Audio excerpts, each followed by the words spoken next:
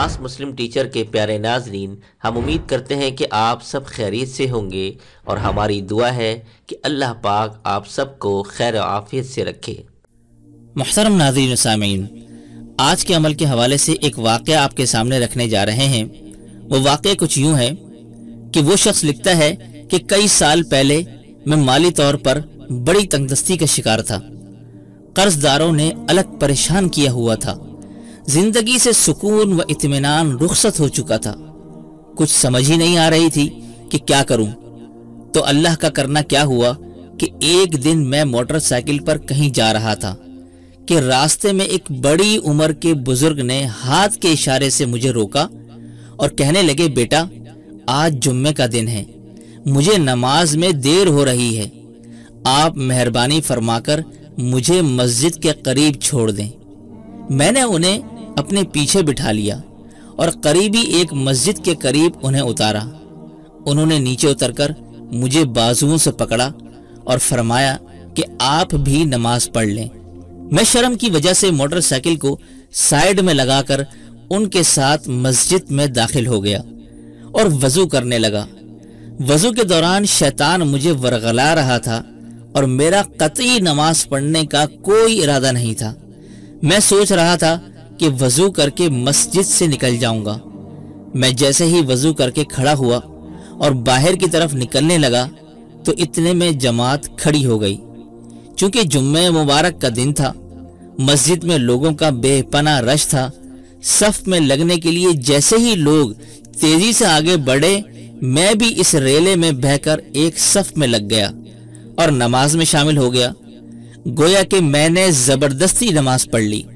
بہرحال نماز دعا وغیرہ سے فارغ ہو کر میں جلدی سے مسجد سے باہر نکلا تو مسجد کے گیٹ پر ایک لڑکا کوئی پرچے تقسیم کر رہا تھا۔ اس نے ایک پرچہ میرے ہاتھ میں بھی تھما دیا۔ میں نے جلدی سے وہ پرچہ لے کر مروڑ تروڑ کر جیب میں ڈال لیا اور موٹر سائیکل پر بیٹھ کر اپنے کام پر چلا گیا۔ رات کو جب میں اپنے ٹھکانے پر آیا اور حسب عادت اپنی جیبوں سے سامان نکال کر سیٹ کرنے لگا تو اس میں سے مجھے وہ پرچہ بھی ملا۔ میں نے اسے کھول کر دیکھ کر پڑھنا شروع کیا۔ اس میں لکھا تھا کہ امام مالک رحمۃ اللہ علیہ نے حضرت ابن عمر رضی اللہ تعالی عنہما سے روایت کیا ہے کہ ایک روز ایک آدمی بارگاہ رسالت و سرور کائنات صلی اللہ علیہ وآلہ وسلم میں حاضر ہوا اور عرض کی کہ دنیا نے میری طرف سے پیٹھ موڑ لی ہے اور منہ بھی پھیر لیا ہے۔ سرکار دو جہاں صلی اللہ علیہ وآلہ وسلم نے اس آدمی کو فرمایا کہ ملائکہ کی جو نماز اور اللہ کی مخلوق کی جو تسبیح ہے اس سے تو کیوں غافل ہو گیا ہے؟ اسی کے صدقے ان سب کو رزق بھی دیا جاتا ہے۔